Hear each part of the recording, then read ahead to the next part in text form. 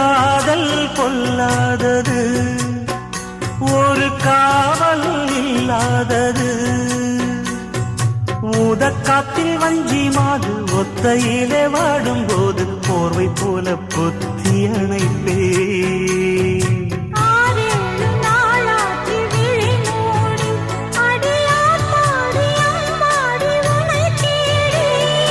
நீதானே மானே என் இளஞ்சோடி, உனை நீங்காது என்று